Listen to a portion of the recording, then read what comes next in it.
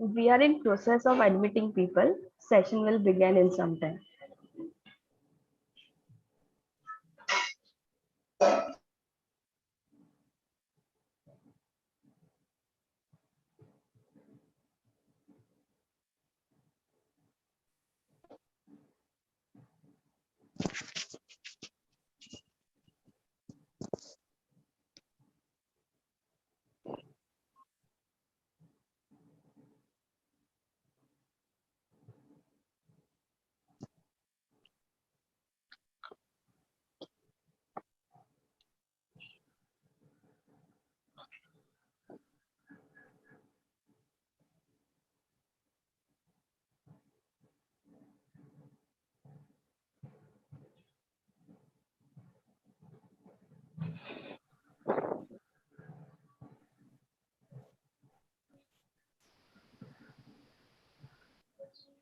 Good morning, everybody, and welcome to Technology Committee meeting on technology and audit.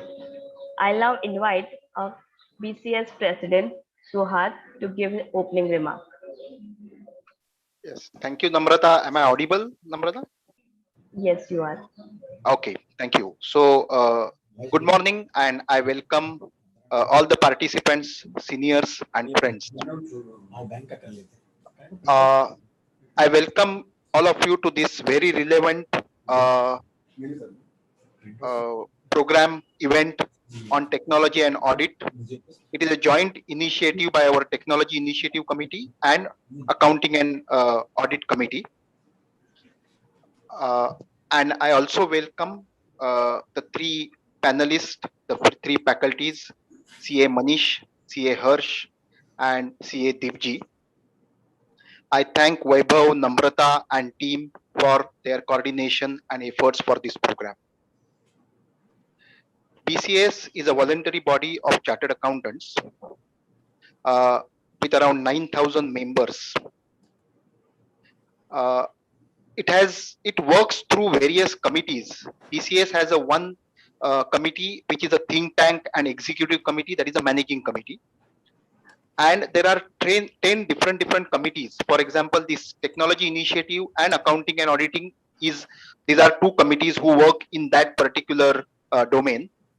Similarly, we have a direct tax committee, indirect tax committee, international tax committee, HRD committee, MRD committee, that is members relationship and development committee. And all these committees work throughout the year for the members and for the programs. Like this today's program, which is the initiative of two committees. Our taxation committee has in next few days has a very good program on direct tax home refresher course, which is around 7 to 8 sessions. Excellent program. So please look at that. We have an indirect tax committee which is a 15th RSC, the refresher course, virtual, in the month of first week of June. So please have a look at that. We have an international tax committee which is going to celebrate its 25th ITF in the month of August, for which enrollment is on. Our MRD committee has planned a very good event on 21st and 22nd of May this month on drafting and writing skills, which even includes audit drafting. There is one session on audit drafting, like caro drafting, management representation, etc. So have a look at all these programs. Please visit our PCS site and enroll for the programs which you would be interested in. Coming to today's topic, technology, we can't today think of audit without technology. Rather, for last so many years now with SAP, Tally, all ERP accounting packages, technology has become a part and parcel, integral part of our audits practice. However, there will be one aspect of audit which could not be overtaken by technology, and that is basic audit instinct, which is very relevant. Technology may aid that audit instinct. However, the basic audit instinct will always be the property of an auditor. So with these brief remarks, I welcome all of you once again and wish you an enriching session. Thank you. Over to you, Namrata. Thank you, Suhas bhai. Now I'll request Manish bhai to give a brief idea about accounting and auditing committee. Thank you, Namrata. Thank you, President Suhas. I think so. You have set the ball rolling in the right direction. Faculty of the sessions today, Manish Pipalia, and in fact, I would say veterans, Manish and Deepjee, and young rock star, Harsh. And good morning to all of you all. Friends, as the president has just started the ball rolling, I would just like to say, that last year when I was the president and in one of these technology programs only, I had to give the inaugural remark. At that time, I had done some research. Now, I don't exactly remember what was that white paper or research paper from where I had got it, but I distinctively remember that when they had said that which professions or which walks of life technology is going to impact the most in the next decade. And friends, our accounting and auditing profession was fourth on that list, that it's going to have an impact.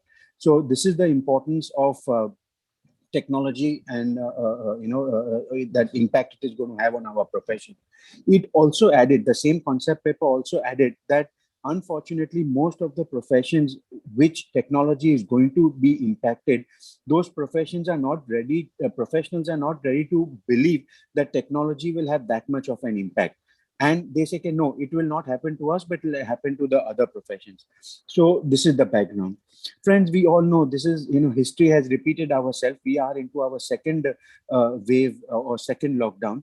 And we also have seen last year as well as this year, big, large listed companies such as Reliance, HDFC Bank, Infosys, etc., have come out with their audited results as early as 10th or 12th of the next month, that is in April. How was that possible? How did the auditors get that done? Is it possible to have audited results, audit report of these huge companies ready without the use of technology? No, that's not possible.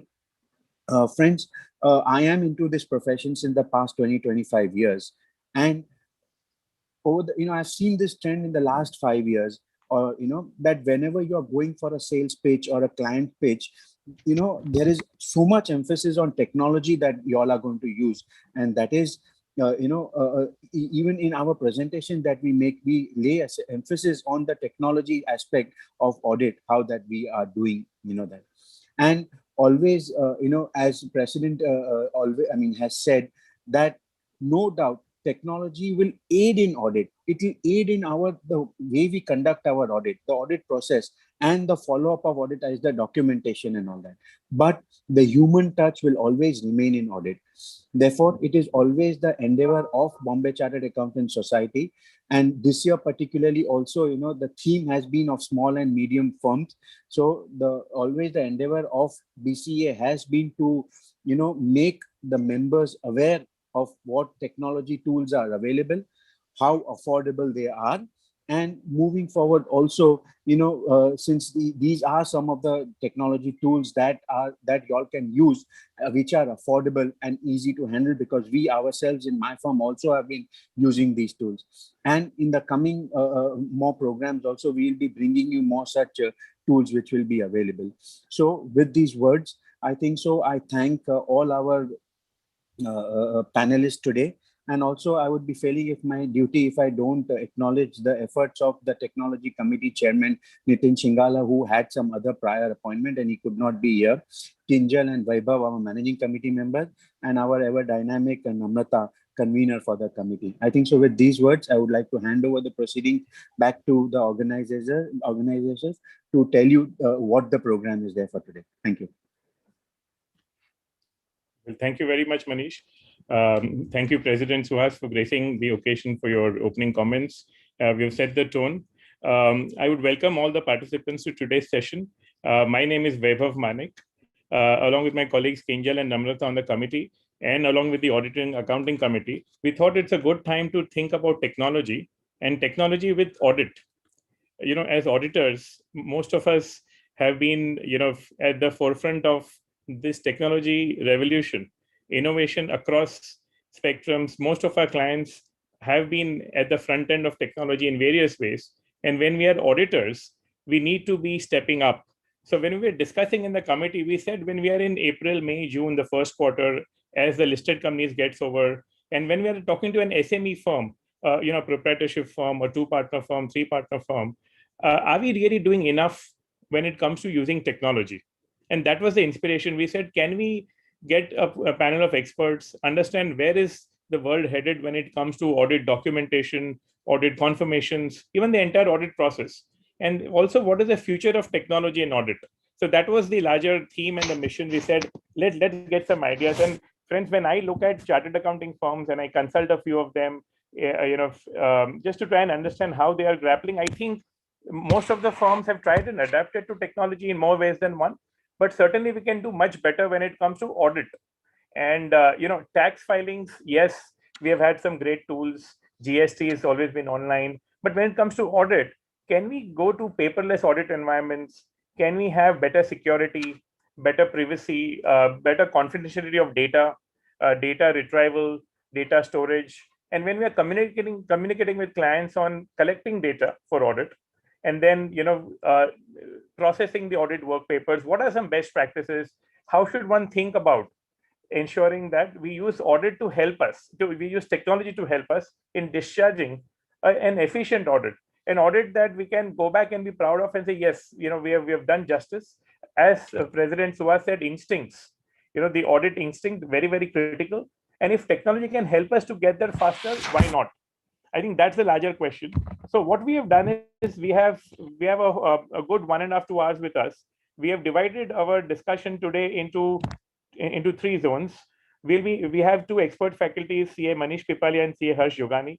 Manish and Harsh will take us through some of the nuances of using technology, audit work papers, audit confirmations, and any other thoughts that they have. So they'll speak 30 minutes each. We'll then have a panel discussion where Manish and Harsh will be joined by Deepjee Singhal. He'll be the 3rd speaker of the day. He'll start off the panel. I'm going to moderate all 3 of them with some questions, with some comments during the session. But largely, it is the 3 experts that we have, and we're going to take benefit of their time. So we'll be taking about half an hour each for Manish, half an hour for Harsh. We'll do about a panel discussion about 30 minutes, and then we'll give the last 20 odd minutes for Q&A. But feel free to drop your Q&A in the Q&A box or in the chat box. Between Namrata and I will try and make a good view of these questions and ask the panel during the panel discussion. So with that, let me first invite Manish, and let me quickly introduce Manish. I mean, he needs no introduction. Above everything, Manish is a very close friend. I've known him for over 2.5 decades, both Manish and Deepjee. But Manish is a career internal auditor, a risk management professional. Of course, he's a chartered accountant. He's been very active with a lot of societies, trade bodies, with the institute, and with a lot of the internal audit and risk management bodies across the world, with hardcore experience working with organizations. And I have been witness to some of that firsthand. I can tell you that we'll be hearing some real new thoughts about technology and audit. How should we think? I've also had the privilege of knowing Manish and Deepjee from a management standpoint. We've gone to the Drucker Management School and done some Peter Drucker learnings, and we tried to activate or implement some of those learnings. That has helped us in good stead. But I think to start with, Manish, can I welcome you to the forum, and would you want to share some thoughts on technology, audit, work papers, and everything that you want to share? Over to you, Manish. Thank you, Vaibhav, for the introduction. Good morning to everyone. I'll initiate the discussion with the thoughts that have been exchanged till now. I think there are quite a few ideas which have already been presented, starting with the statement that the audit instinct is paramount, primarily that professional skepticism cannot go away, whatever be the technology in place. And that's the fundamental of the audit process itself. The challenge normally happens when you've got regulatory bodies and everybody else coming in after some time and starting to look at what went right, what went wrong in a particular engagement. And then everyone starts running around to identify how can the statements be justified and looked at, where professional skepticism tends to take a secondary stage and the documents available becomes primary in place. And it's in this particular mix of things. I believe there was a BCA session sometime back where these elements got discussed by leading professionals on how exactly these elements can be managed through. So effectively, yes, the drivers are how exactly documentation can help us, rather how tools and technology can help us do a better audit. How can it not just fulfill the regulatory needs, but how it can also help us to present a better deliverable to the client. Because I think in all this discussion, when we talk about technology and audit, there's a preponderance on the need for compliance, the need to meet with the regulatory needs, the need to meet with the quality of audits or the standards that are prescribed by the institute, missing out the point that at the end of the day, there is something more which can be delivered to a client and thereby strengthen the relationship that exists as a professional with that particular organization. I think it's in that context that we need to look at how exactly technology can be exploited for the organization. I think that's the premise that is there. The second principle at the outset, which I may want to highlight, is that technology in audits, there seems to be a mix of that. I think audit is primary, and the mindset to deploy technology for audit needs to be considered. So it is not that I have got a tool, I'll shop for a tool, I'll get a tool, I'll put it in place and magic will happen. At the end of the day, the mindset of adopting technology has to be in place and soundly in place. So it's in that realm that one needs to really look at this particular subject of technology and audits, not just from a perspective of compliance, not just from a perspective of technology, but how exactly we can integrate technology in the firm activities so that we are in a better position to deliver to the client, so that we are in a better position to deliver overall in terms of the assurance that we are providing to the world at large. So it's in that realm that we are going to be really talking about technology in audit today. So let me just share my screen. It's a small presentation of some ideas that I've collated, which I would like to share with you all. For simplicity's sake, I'll just share my screen.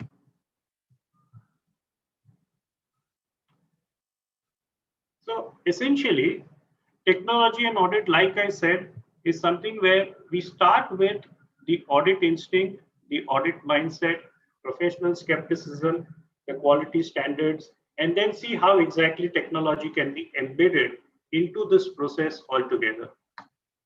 Friends, I think we are all familiar with the drivers that we have today. We have all been working from home, and like what Manish specified, that large corporates have been able to conclude their audit engagements and they've been able to finalize their statements well within time, despite the lockdown and everything else that is there. And there are various technologies that have really helped them to make that possible. Not just audit technology, but technology canvas in whole. There's also the element that the way that auditors have sought to approach the audit activities itself has also undergone a change. There's been a lot more dependence on specific isolated exceptions to define the nature of the audit test that they would actually conduct. The substantive tests which were seen to be a given have essentially been sought to be controlled using various other analytical or data-driven audit activities and so on. And it's in that basic broad canvas that we are really talking about technology in audits. It's a canvas which talks about technology for documentation or automating the entire audit process. It talks about technology in the realm of data analytics, which allows for more specific focus and emphasis on, with the additional, I would say, expectation by a larger world between a bloodhound and a watchdog. When things go wrong, the bloodhound element is expected from the auditors, and when the defense is to be provided, it says that we are just a watchdog. And it's in this contradictory element that we are talking about how exactly we can provide a superior assurance when it comes to fraud-related activities or possible diversions or possible non-compliances to lay down policies, internal controls, and so on. That tools like data analytics and the other helps the auditor to conclude on things on. So the audit technology canvas is quite broad-based today. There would be forensic tools deployed, there would be analytical tools deployed, there would be audit automation tools deployed, and it's this entire sort of a group of tools that one auditor would be deploying in an engagement. And that's what tech canvas we are really talking about. In terms of data-driven audit engagements, we'll just look at some aspects of this, how exactly audit engagements are moving towards focusing on data and thereby providing superior outcomes.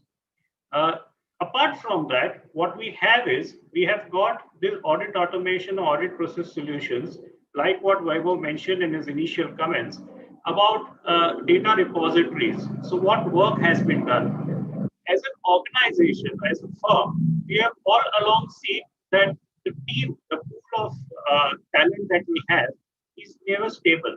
It continuously moves on. And in that context, while we may have some excellent work paper management systems in place, it's still in a manual form, and recovering or retrieving certain elements and going back in time to appreciate why what happened would always be a challenge on. So creating data repositories and ensuring that there's ease of retrieval of information and data from time to time is extremely important. And that's one of the core outcomes that we can look at from technology deployment. The second element is about getting efficiency in work processes. Effectively, when we think about technology and when we think about automation, it's always that effort saying that what is routine, what is it that can be done once and that can be repeatedly got benefit from without having to repeat it.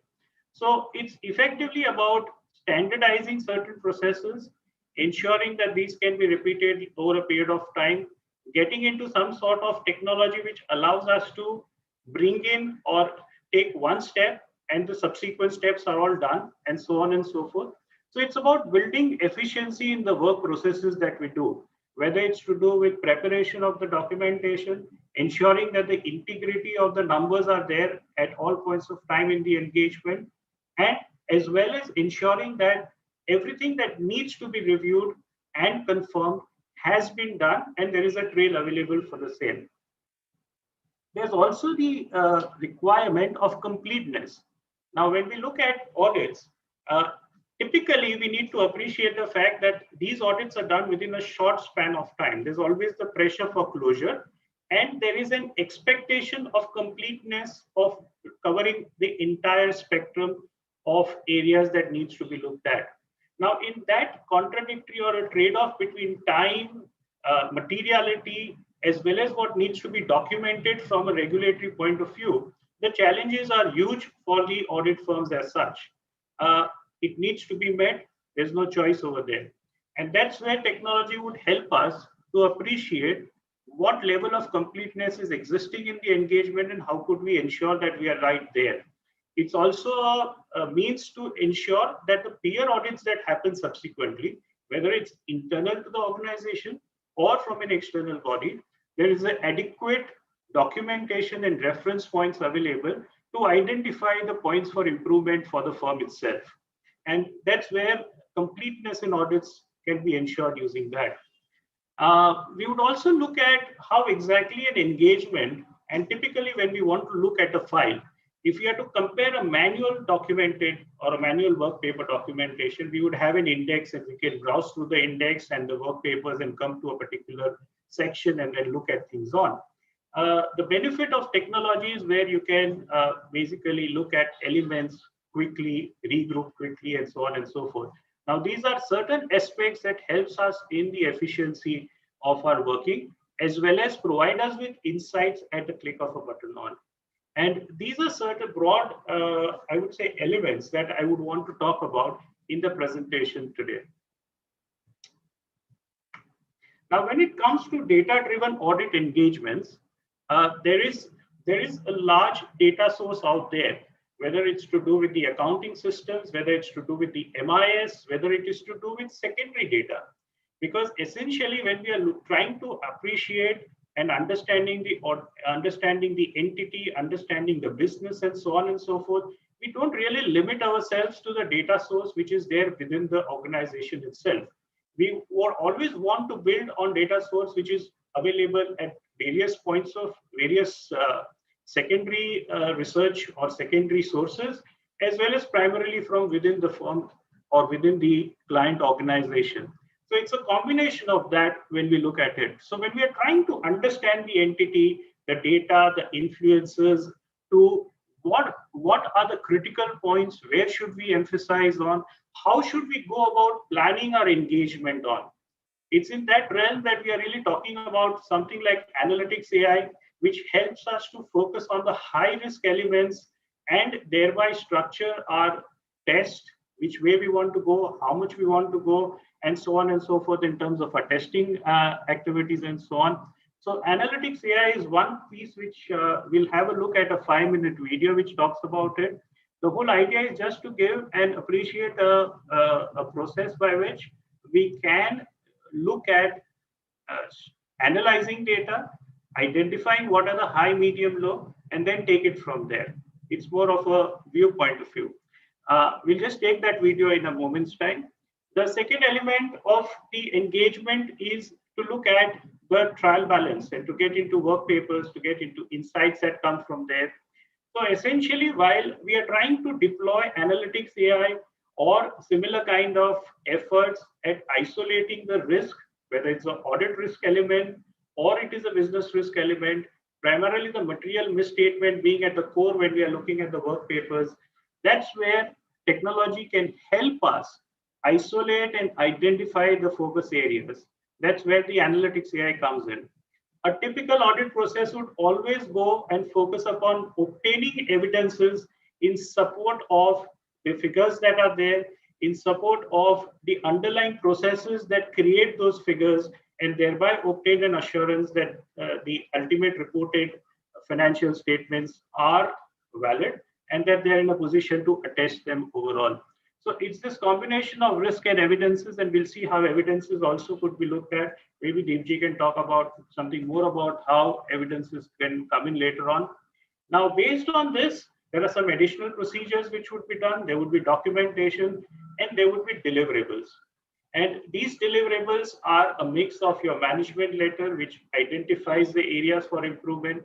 It's also a question about providing clients with a possible business scenario and a business outlook based upon the data source reviews that have been done at the initial stage.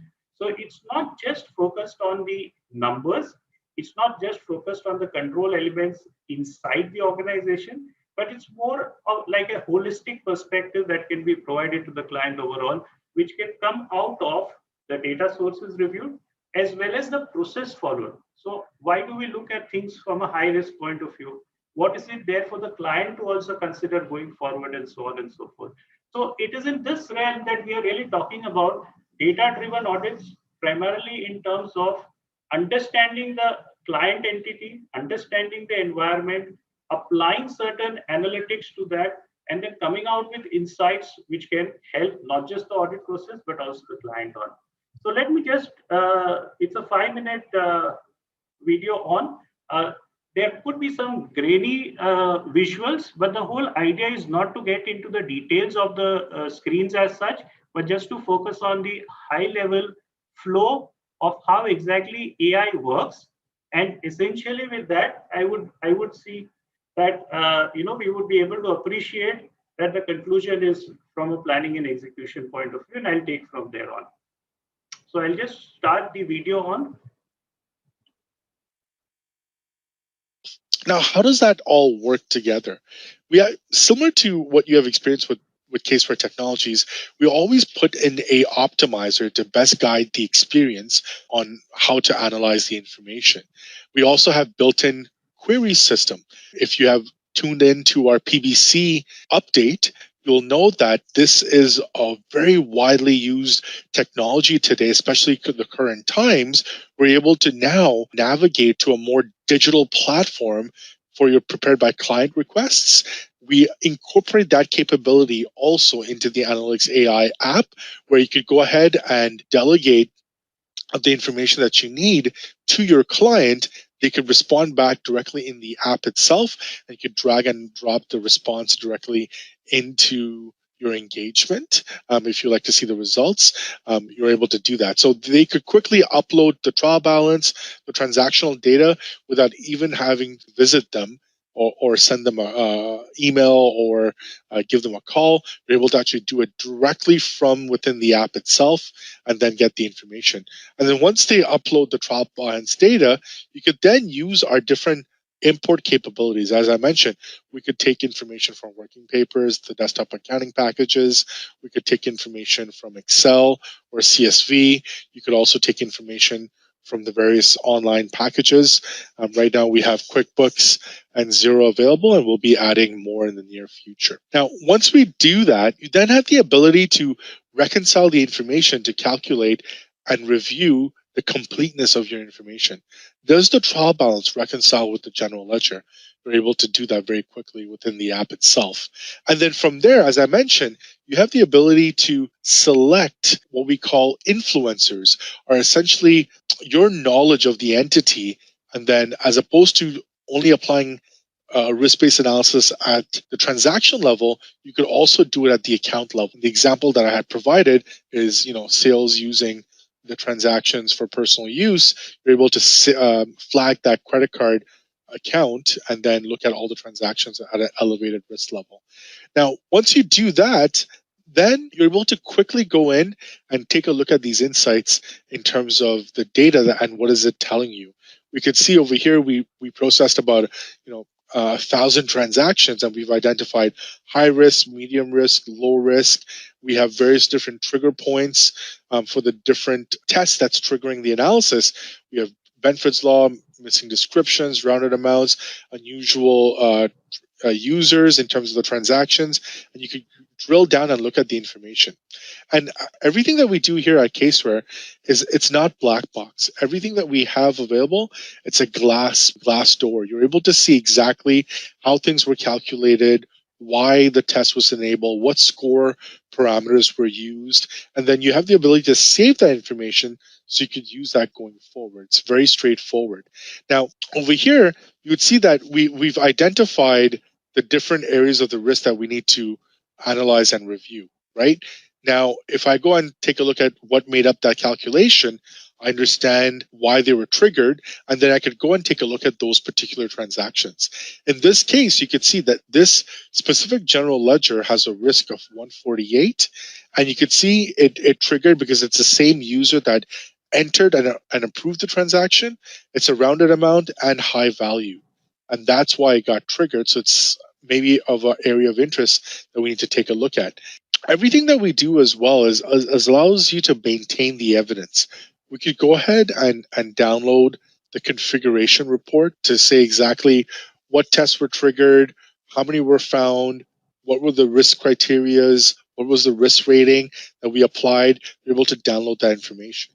You could just download the results. If you go and say, I want to filter for duplicates, and you find duplicates, you could just say, I want to filter that information and download that and put that into your working papers. Or you could use and download all the data so that you could then store that somewhere else or use it for different purposes.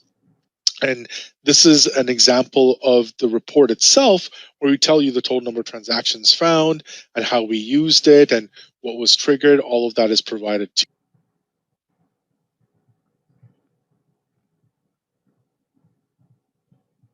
Well, with that backdrop, the whole idea that we thought that this would essentially establish is the fact that there is something where we cannot do away with the audit instinct. We cannot do away with our worldview that we have gathered over a period of time. But essentially, we are seeking to build on that worldview. We are seeking to build on that judgment and what we have onto using that data to confirm our, I won't say biases, but to confirm our understanding of the entity realities that are there as such. And then we build on that. So we've all along, sought to say that what is the entity reality? What kind of materiality elements are there? What kind of risk profile exists in that particular business, which exists in that process, and whether our testing procedures and the testing numbers are in line with this understanding and appreciation that we have. Using analytics AI, it provides us with that added assurance of numbers. So the entire transaction database gets sort of summarized, and we get to see where do we want to focus on and the reasons for focusing on them. So if there are certain false positives, if there are certain business realities because of which it comes in as an exception, we have a choice of really ignoring that or building on that with further inquiry and then confirming or closing that on. So it's in that realm that when we are seeking to planning and identify the scope and the coverage that we would want for certain areas of audit, that is where analytics AI provides us with that added insight on. So that's one tool which we could be focusing on. Coming on to the process management. So having looked at this element of planning using analytics AI, it's more a question about the actual audit execution itself. And how can we be more efficient in terms of our execution? How can we ensure that we've got a permanent repository with us of the work that was done? How can we ensure completeness? And how can we basically review the work done on a more efficient basis? And how could we go about doing that? And it's in that realm that I would want to share with you all a solution that is a caseware working paper solution, which essentially helps us to manage our entire process on. So let me then take you on to the work paper management solution, and I'll just drive the entire discussion from that solution itself in terms of the structured approach that we could take while we are adopting technology and ensuring our coverage as such.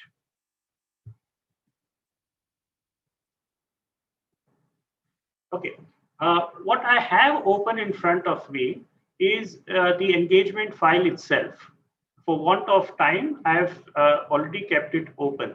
Now, essentially, when we are approaching an audit engagement, it may be with Ind AS, certain organizations and certain companies requiring Ind AS, there would be certain engagements with Ind AS requirements for coverage point of view and so on. There could be certain organizations with respect to coverage from an IGAP point of view, and you might have your own methodologies of working overall. Now, what we are seeing now here is a standard audit template which comes along with the solution, which allows us to decide what elements of the engagement should we be focusing on for a client. So there is something like an optimizer tool which has been designed to allow us to decide on what is relevant for our engagement at this point of time and what should not be. So I'll just walk you through that in optimizer as first, because that's the first step of any audit process that we would be looking at and focusing on.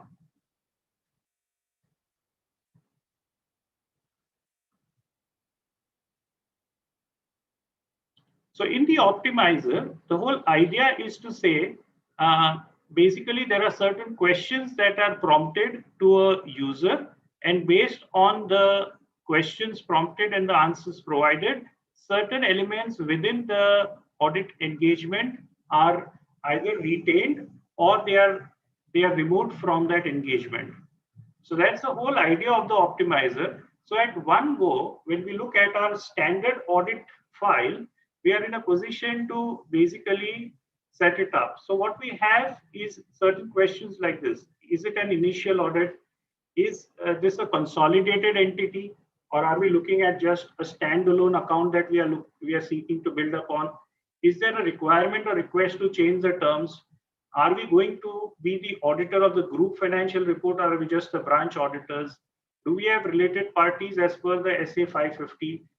Does this engagement require a quality control review? And so on and so forth. So let's just appreciate what exactly the optimizer guidance tells us on this front. So effectively, when we look at the optimizer, it tells us that If it's an initial audit, then the documents, if it is no, then the new client acceptance documents is not going to be required. The SA program first engagement would not be required. So they would be removed from the standard template that is there. Further, certain programs in terms of modifications to the opinion compared to the last year, etc., would not be there. And if the answer is yes, then existing client continuance and so on and so forth. If it's a consolidated, again, there are certain trees, certain trial balance related documents, etc., lead sheets related to consolidation and so on, which would be removed. Certain tax consolidation matters and so on.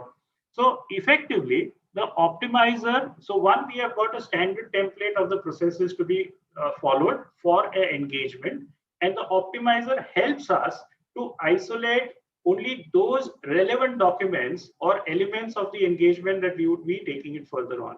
So it effectively allows us to quickly plan and be ready for the audit. And the document is all available for review at any point of time. So that's a first step that is there when it comes to really looking at the efficiency part of it as well as the completeness. Because when we do this complete engagement setup questionnaire on, we are well equipped to say these are all the relevant things for this engagement, and we have considered that, and based on that we have concluded that these elements are going to be relevant for the engagement itself. So that's the first step of efficiency that we really look at. The next element, when we talk about documentation and so on and so forth, let me just summarize or rather collapse this first. Broadly, we are looking at three stages, broad stages. If we keep engagement by the side, if it include the engagement, there are four broad stages of the engagement that we are seeking to automate and focus upon. Now, it's not that we may not have this today. We may have it in different levels of detailing. We may have it as per what we have seen the audit process, and we have translated all the standards of auditing into this. But what we are seeking to look at over here is standardization. So when my firm does the audit process, they do it in this form. So there is a standardized approach that is there, and that is documented electronically. That also gives me a situation of completeness so far as the things are concerned. So when it comes to the first phase of risk assessment, we've looked at independence. We've looked at analytics AI as being one of the things which comes in later on in terms of planning the audit. But here we are looking at independence. So we would have a questionnaire which each team member would need to update. We need to type in and keep it, and thereby keep it on. So there are some guidance available over there. And once we have the engagement member, so let's say that I just put in Manish Pipalia, the role is of an engagement partner. And then we talk about the type of, so it's under Companies Act 2013, the type of, it's about an audit firm partnership. And then a host of questions come up, right, which needs an answer to. So it's this standardized thing from a reference point of view. You've got the section references, and then you've got various other elements on. You've got some information and comments which can be put on, and a yes, no, and then ultimately a sign off. So as on the date of signing this confirmation, I'm not aware of the threats. So there is a complete, so this is more like a pilot checklist. So there are a lot of things which are known to us as auditors, but when every time the flight is going to take off, I still need to tick off all the elements on, because it's critical. It's critical to ensure that I don't miss out on anything. So it's more a conscious yes rather than to say an implied yes. And that's where I think this is an extremely important tool to allow us to conclude on the matters on. And so it's more of saying an affirmative yes to the things on. And then we've got this sign off, which is done by different levels as such. So that's the first step that we are actually looking at when it comes to, so the optimizer has allowed us to isolate and build up the engagement. Documentation and guidance over here ensures that we do not miss out on something. And at any point of time, it recognizes and identifies that the standards of auditing have been followed comprehensively. Similar to this, you would have various other pre-engagement activities. There are certain checklists for new client acceptance, for existing, and so on and so forth. In terms of planning the audit, you would have understanding the entity. And this is where you capture IT controls, the information technology controls, are a very critical element when it comes to accounting and when it comes to particularly work from home environments and so on, where connection to the accounts is through the VPNs, and there is a need for completeness that needs to be identified over there. So IT controls overall are also relevant. So it's a whole list of things which essentially we would have from our standards of audit and so on and so forth. Materiality would be the next thing. And then you've got various other risk assessment procedures that you would be working on, etc., etc. So these are all the guidance and the documentation that we would want to capture at different points when we are actually performing it. Then we would also do some risk assessment procedures. We would capture the controls, we would capture the risk assessments that are there, and so on and so forth. Now, having done that, the preponderance that the structure gives is to the risk element. So at all points of time, how well is the audit risk being maintained and managed is something what is embedded or integrated with this process out and out. So if you look at the risk process, and that's where we look at the different elements of our financial statement area. So whether it's cash, whether it's trade, financial statements, so on and so forth. So all of these elements, and for each element, if you see, we've got a very clear-cut structure of lead sheets. We've got the risk response programs. We've got certain documentation which we bring in. We've got a substantive sample size worksheet. So there could be some numbers which can be put in and worked around. And we've got some automatic documents of balances and so on and so forth. So let us now appreciate the second aspect of this particular program. So one is where we've got optimizers.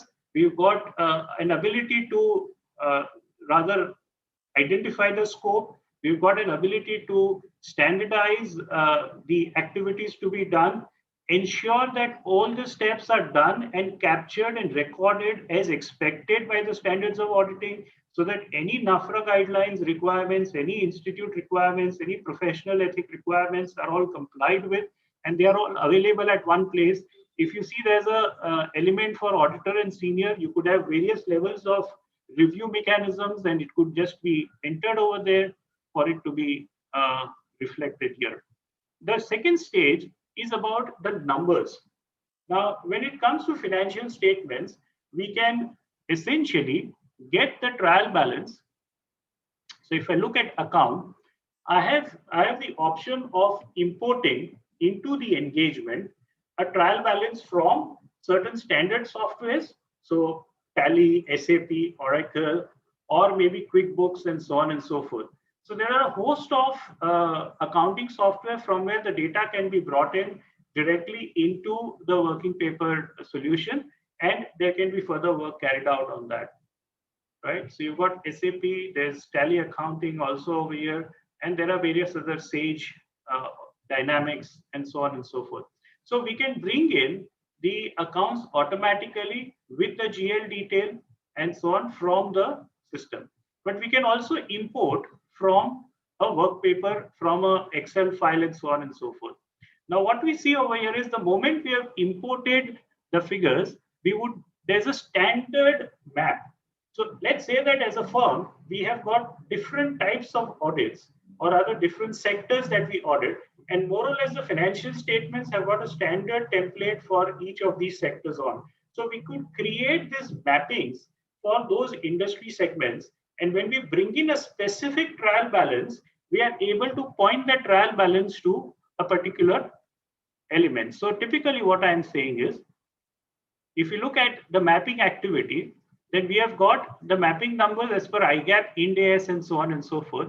So if I were to select Ind AS as an option over here, and we just look at expanding it on, okay. So we've got this flow of the Ind AS financial statement mapping, which is already done over here. So all that we need to do is, if we are looking at short-term investments, we need to identify whether it's investment in subsidiaries or investment in associates or where exactly it is, and then just do a drag and drop of the element into that investment. So if it's a, let me just take this long-term investment, and put it into, let's say it's an investment in subsidiaries straight away. So we just put it under group. So this would be an ID which is done. And at this point of time, having done this mapping, if we go back to, so we just apply that. So there could be multiple accounts getting mapped. For example, inventory, we could have raw material, we could have packing material, and so on and so forth, all going into the inventory mapping. And once we have done that mapping element and we have to go back to the document manager, if you look at, for example, the cash in bank was already done, our entire lead sheets are pre-populated, right? And if you've got a standard financial statement template also in addition to that, then that financial template would also get populated along with the notes and so on. And we could map this account not just to a trial balance mapping structure, but also to a cash flow mapping structures and so on and so forth. There are different ways in which we could be doing it. So when it comes to bringing the financials into our work papers and getting it done, it becomes a breeze. We just need to import the data in, map it across, and all our lead sheets are done. The integrity of the lead sheets are maintained, managed, and so on and so forth. We bring in the trial balance a second time, it will basically bring in the updated data on. If you want to add some adjustment entries while we are working in the file itself, we can make some adjustment entries and they will be reflected over in the lead sheets in the adjustment entries as such. So we've got an opening balance where we have brought things in. We have got a final record, which is from the last year. So we've got a last year comparison and we've got this percentage change, which is there on. So we are in a position to basically have a high level view of the entire lead sheets and the subgroupings and the account. And we have got various ways of looking at the same information by doing the right click and then looking at things differently. So that's the element and the power of basically getting the trial balance important and then just doing it on at one go. Now, typically, the other point that happens in an ongoing engagement, which is year on year, we've done a lot of hard work in the first year. Now we want to retain that hard work in the second year and reduce certain efforts on. So the year-end close process is a core activity which needs to get into the working of the final accounts and working of the firm itself. And that's where we basically talk about roll forward. Now, roll forward all the custom balances, budget data, publish the next year's file and everything. So the current year's file, the current year's balances primarily would get copied as the previous year balances. And we just need to bring in the trial balance of the current period in and start work on that. The entire structure of our engagement will continue to be there. So we would not need to really relook at it, but there are certain elements like the optimizer and so on, or rather the risk rating and the risk responses, which we may want to revisit year on year, primarily because there could be differences. And like we talked about the pilot checklist, it is important that there is no blind side to the risk analysis and the risk response area as such. So this roll forward functionality which is there enables us to quickly build on the engagement file for the next year onwards, right? There's also the elements of tick marks if you see, and these tick marks are all available for use and to put it, because that's something where we identify very closely with it, and we are in a position to also conclude the things that is done. We have the sign-offs of these lead sheets also at different points. So I can just say, I can just come over here and say auditor 1, and the sign-off would be there with the date on, and so also the senior, etc. So we've got all these sign-offs which can come in and which would be represented on the face of the lead sheet itself, right? With the time and the date and all of that being captured on. So coming on to, so we've looked at 2 or 3 different things. We've looked at the element of optimizer. We've looked at the element of bringing the trial balance in and populating the lead sheets at one go in a jiffy without really having to work further on that, except review and confirmation of the whole thing. We've looked at the element of completeness. That is, whatever we are seeking to do, it's all there in a structured way. The effort at documentation is relatively less in terms of the solution providing the pointers or to the solution providing us the areas where they need to be updated and how they need to be updated and so on and so forth. And you can always export everything out if you want to PDFs to any other system for further work and so on and so forth. There's also the added element of collaboration. So primarily when I'm working on this particular file on, if you observe, there is an online button over here and there is a cloud connectivity which is available to us. So I could be looking at certain elements on the cloud. So it allows for collaboration. So if I've got a 3-member team and they are all working on the same engagement, they would have their own local copies, but they are all synchronized to a centralized copy on. So if there are any conflicts in terms of certain areas, population and so on, you've got an option of showing the conflicts and taking a call on which would be the final call on, and so on. So it allows for seamless working amongst the teams on all of the elements on. You can bring information into this by a simple drag and drop. I already brought some data in, so I'll just open that document over here. There is a connected solution which allows for integration of Excel, Word, PDFs, and so on with the working papers. What it means is that you get the benefit of a caseware add-in, and this caseware add-in allows us to create linkages. So if I want to link this document to more than one reference points in my work paper file, I can do that from here, and that will be a permanent reference point of that. Second, if I want to do a cross verification and want to put a tick mark over here, I've got a list of ticks which can be done, and that can be really populated over there. So I could be using both these elements on. So I just, for example, I just do this, and I would get the details over here reflected. Now this is a hyperlink created. So at any place within my document, I can create the hyperlink and I can create this cross-referencing across in my engagement file, so that there's clarity about and there's integrity in terms of the way that we've gone about doing it. And then you've got the tick mark list, which we have already seen, a few of them. So we can always put them and we can identify what is it in terms of the cross-referencing as well as the checking that we have done on. So the connected tool primarily allows us to do that. Coming back to this, apart from that, what you see over here is now we want to isolate certain matters on. Let's say that we are reviewing something and we want to add an issue. So if I go to a particular line item, I have reviewed the bank statement and I want to create an issue with respect to this. I just right click this and I say add a new issue, and it will open up. Now issues are multiple. If I look at the cash and bank balance or the document,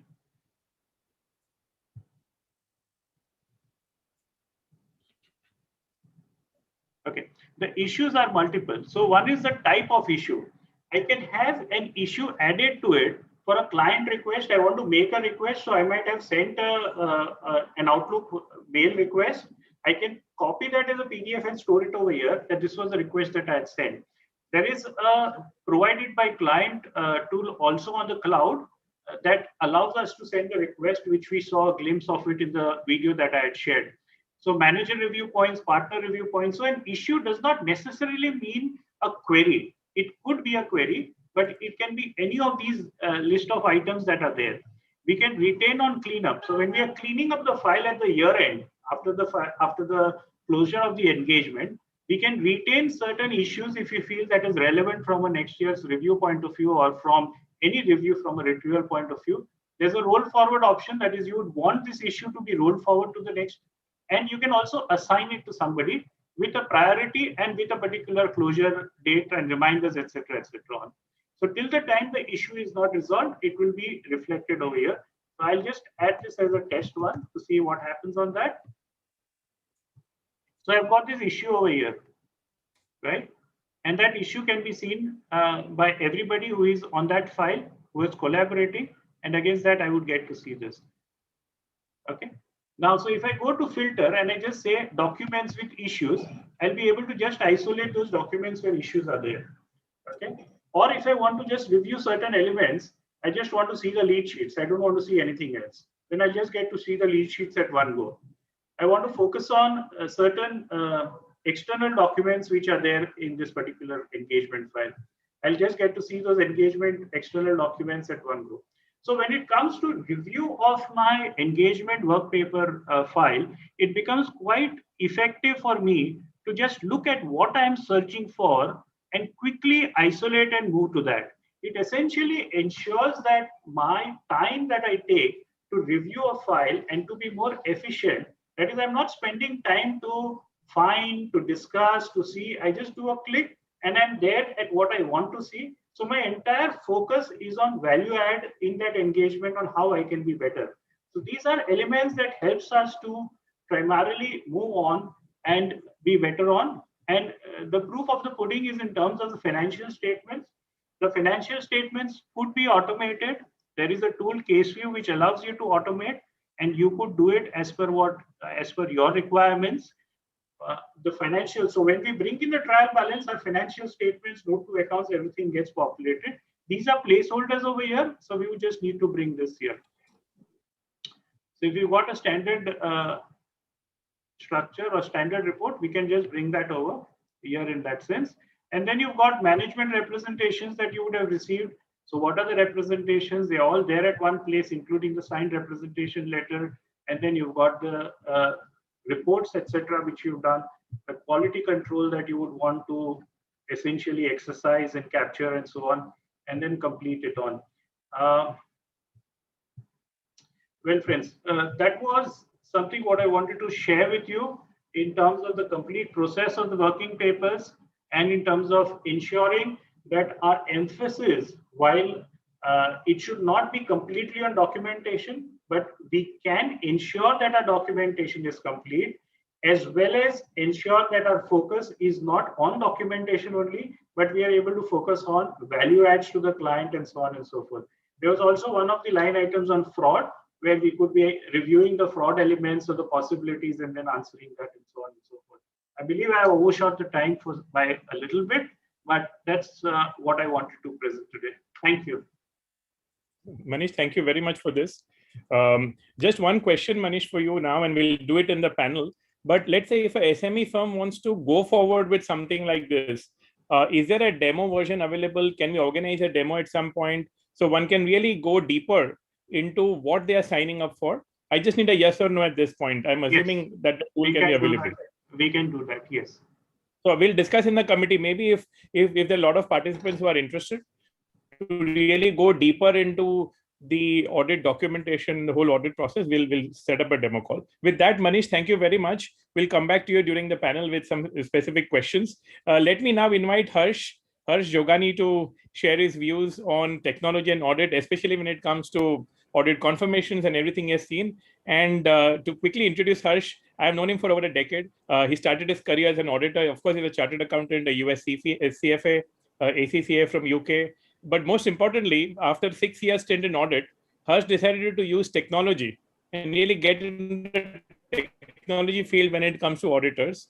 So he thought about confirmations and audit confirmations. Friends, we have seen a lot of audit failures across in the last decade and more, whether it's banks, whether it's financial service institutions. So what role does a confirmation play in the whole audit process? Can we use technology around it? And everything to do with technology ecosystem and audit assurance. I think with Harsh, who is now leading Thomson Reuters operations in India as a director, he co-founded a very firm, which then got picked up by confirmation.com, which then went into Thomson Reuters. So again, he comes with a lot of US corporate experience, India corporate experience. He has dealt with a lot of banks, a lot of audit firms. So we have no better person than Harsh to tell us a little more on the assurance process, confirmations, and how as auditors we should think about this. So Harsh, with that, over to you. Yeah, thanks Vaibhav for the kind introduction, and thanks Suhasji and Manishji for the opening remarks. Yeah, before I just share my screen, let me know if my screen is visible.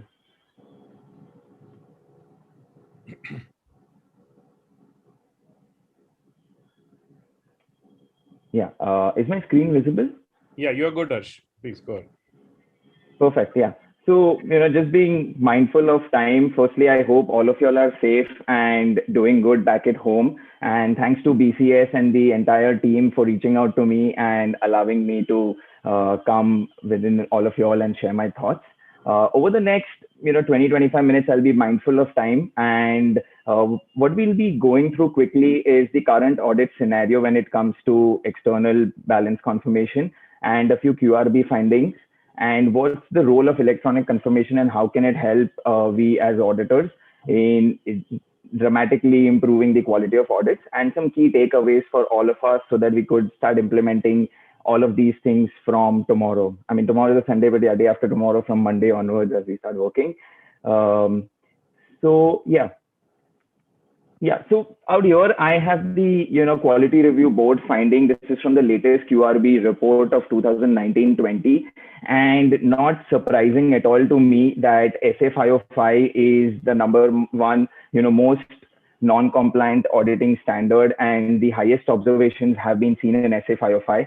And the second auditing standard is SA230, that is documentation. So, if over this today's session, from what Manish ji just spoke and what I'm going to about to speak, if we are able to implement these learnings, we as auditors would be drastically be able to reduce all of these observations and substantially improve the quality of audits. So SA505 and SA230 are two auditing standards which are one of the most non-compliant, and we've been seeing highest observation. And this is the 1920 report. But if we go back into the past and, extract all, last 10 years quality review report, the findings have been sort of similar. So, it's high time that, we start looking into all of these and start improving our audits and start implementing a few practices going forward. So few of the observations I've, mentioned out over here is one, no proper control over the process. So these observations are from an SA505 standpoint. So no proper control over the process, no evidence of confirmation being received directly, no log of confirmation being kept of all the confirmation sent, received, delivered, undelivered, etc. Not seeking proper direct confirmation from the third parties, not sending timely follow-ups, confirmation sent to a very small population set, and so on and so forth. So, these being the observations, and the end result of all of these observations is we've seen series of mishaps happening in the past, right from one, very recent year in India with Cox and Kings, where 3,900 crores worth of sales from 15 customers did not exist, and 2,500 plus crores of money received, which was recorded in the books of account, could not be traced in the bank statements. There was this 3,600 crore plus standalone debt for the company, and the number reported was around 2,000 crores. And the company reported 1,800 plus crores of cash and cash equivalent on their books of accounts, and it defaulted on its loan repayment. So, and all of these things are to do with two line items, sales and cash equivalent. So which are the two most important line items? I kind of keep saying this whenever I meet any auditor, is as we kind of go into the audits, the two line items which are the most important, because every business at the end of the day in crude sense is a cash making machine, right? Everyone who's doing a business is trying to make money out there. And the line item where there is highest incentive to do something wrong is cash and cash equivalent. And in the last decade or so, with rise of a lot of new age companies and startups and valuations coming into picture, sales has also started to play a very big role. And basis the revenue numbers, a lot of valuation is determined. So as we keep these two line items in mind, we as auditors need to have our audit procedures very stringent when it comes to cash and cash equivalent and sales. We've also seen in the last 1 year, Wirecard, which was post World War, the biggest accounting scam in the European Union. And this almost amounted to $1.9 billion.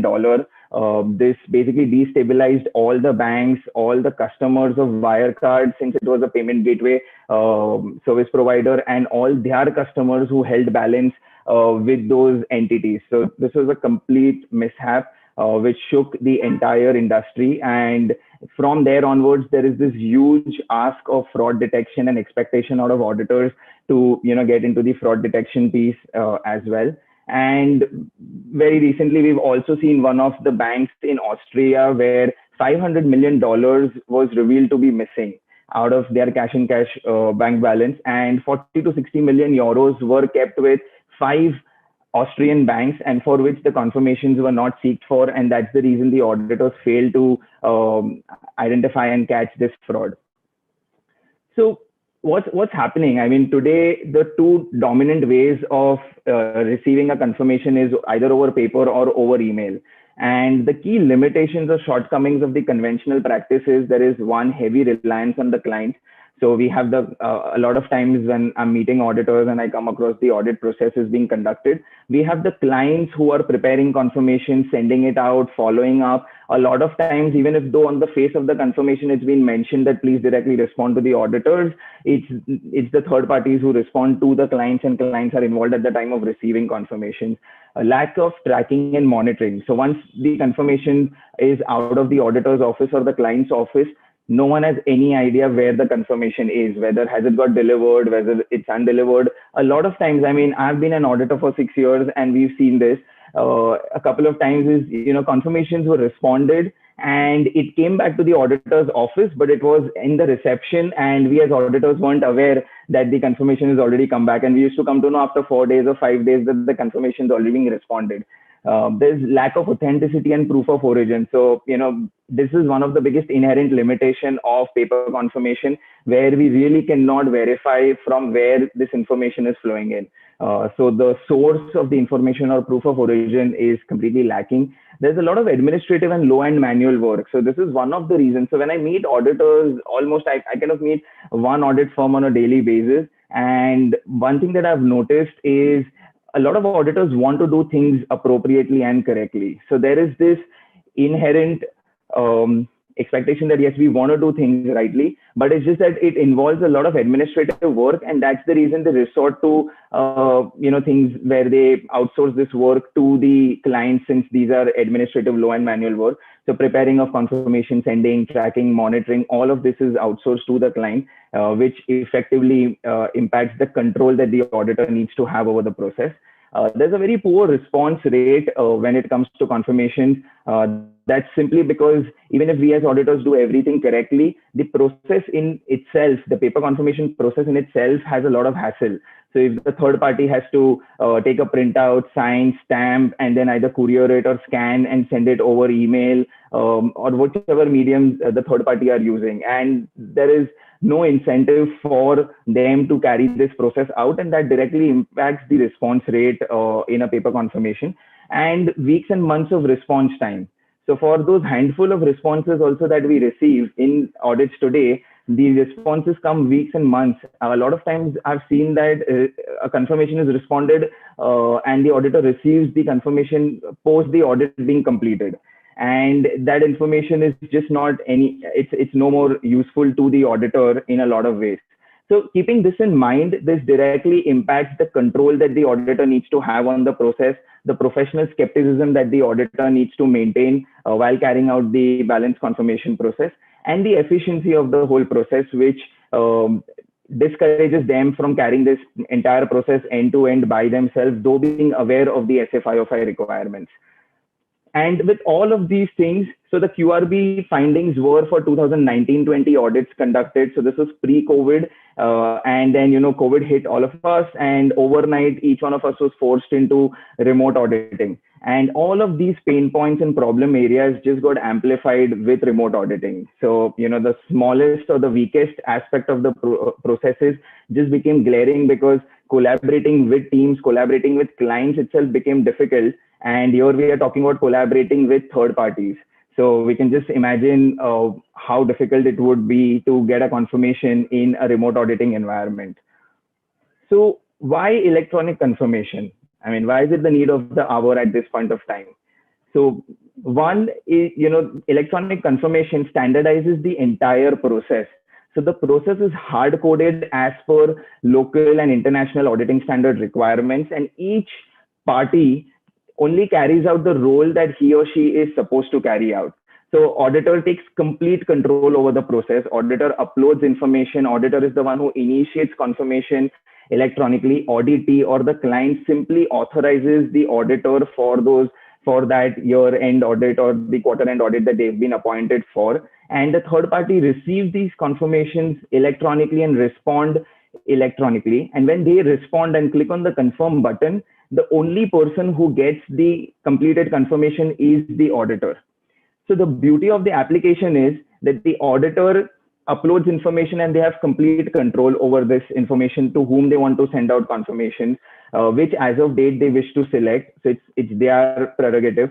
Auditee only authorizes the confirmation, and the auditee is not aware to which customer, to which vendor has the auditor sent out confirmations, for which as of date has the auditor sent out confirmation. So the auditee has no access to all of this information. And then when the third party, they respond to confirmation, they have no option whether they want to send it to the client or to the auditor. It by default goes to the auditor. So this basically helps in two things. One, helps the firm comply with the auditing standard, international and local auditing standards. And second, and the best part is it standardizes the entire process within firms.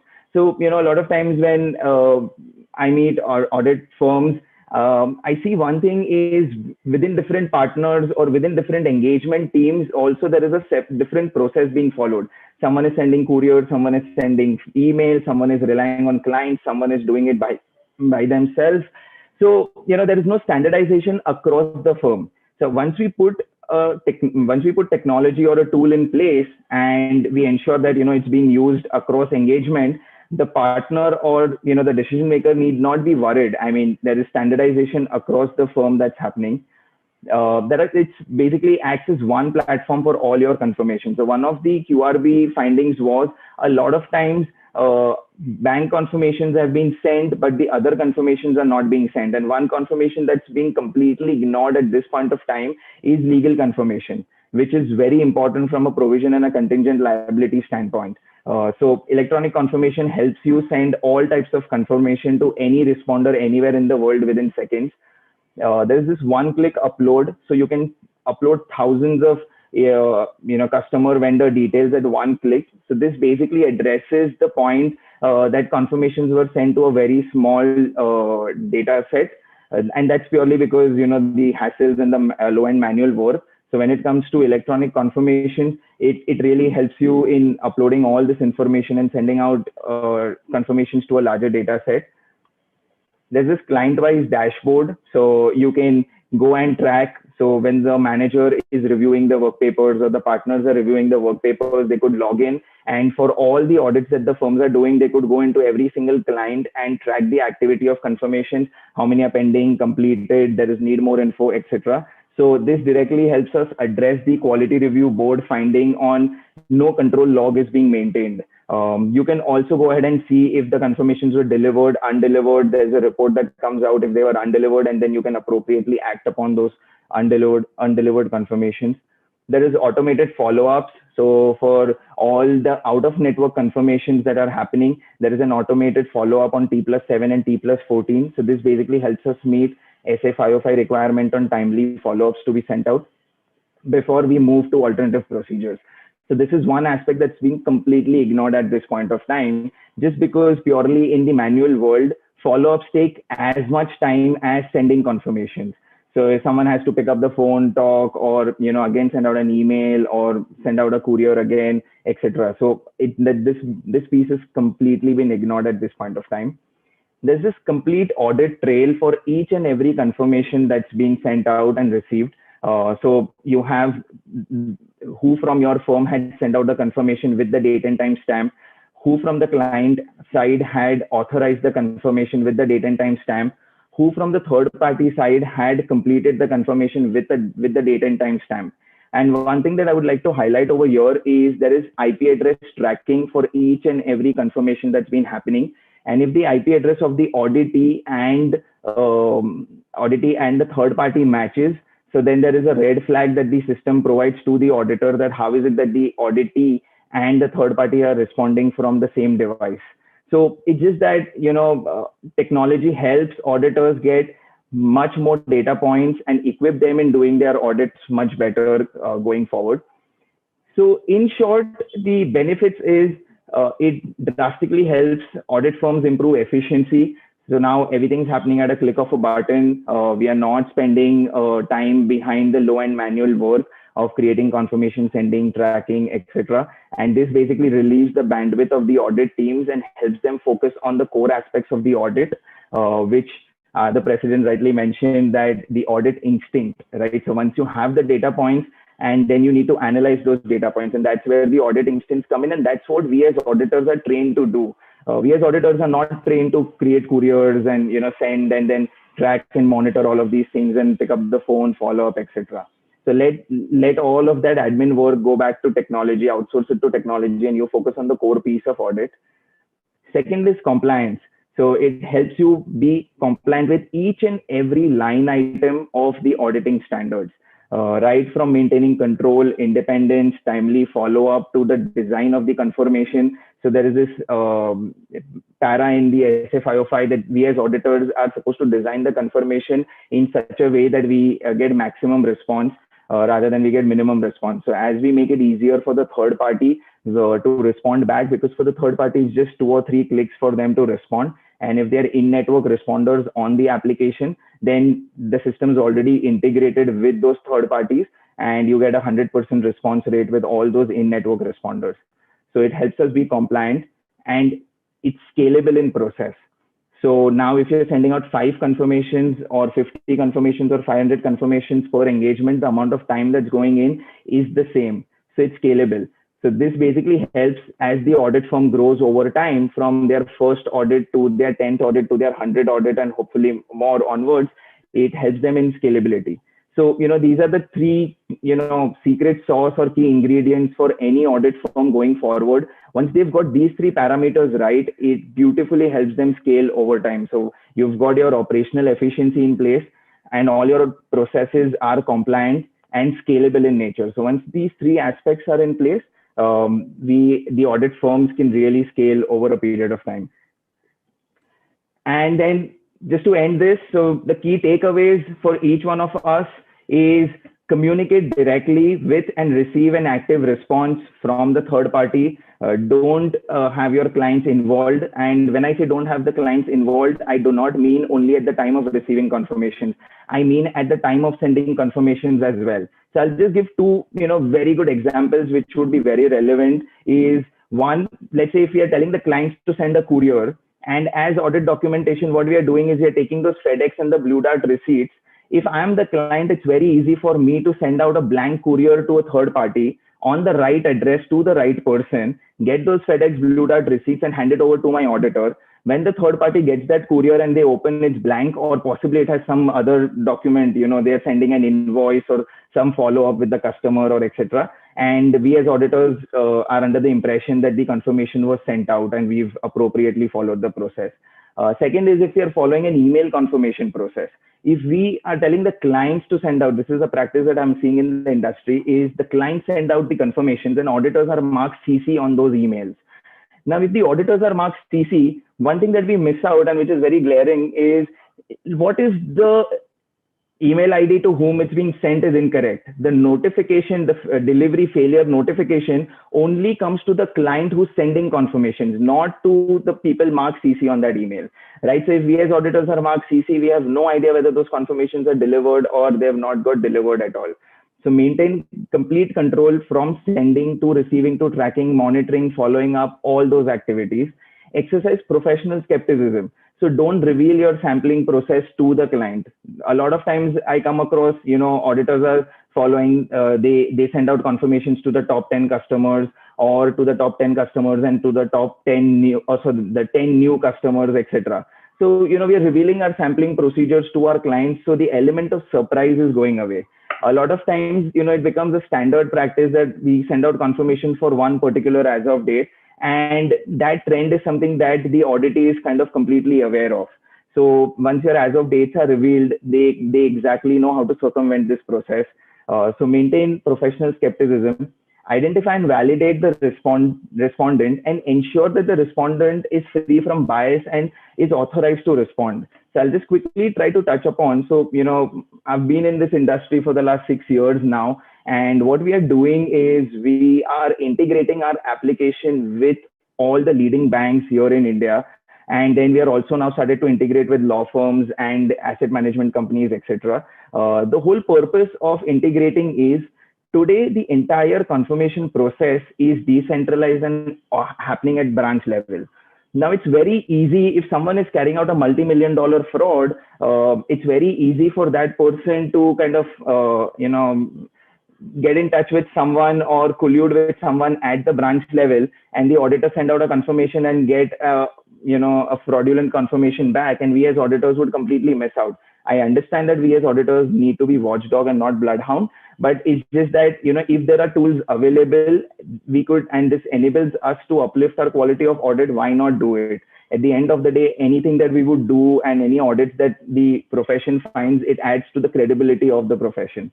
So what we do is, when we bring banks on board, something that's decentralized, we completely centralize. So now all the confirmations from our in-network banks come from an anonymous source, and it's decentralized, which the auditee is not aware of, or it would just take a lot of time for them to really go in and find out something, etc. So it's coming from an anonymous source, and that source is validated and authorized by the bank management. So now, let's say a Kotak Mahindra Bank, which is on our network, rather than 1,000 or 2,000 corporate RMs on the ground responding to confirmations, there are 6 to 7, centralized desk employees who are responding to confirmation. And going forward, we are doing an API integration with all these banks, where we are also eliminating the manual intervention on the bank side. So as we do all the API integrations, the network just becomes mature, and the information that's being passed on back to the auditor is completely untouched, drastically improving the authenticity of the confirmation. And fourth, as I've already mentioned, so maintain complete control over the confirmation process. So these are the 4 key takeaways.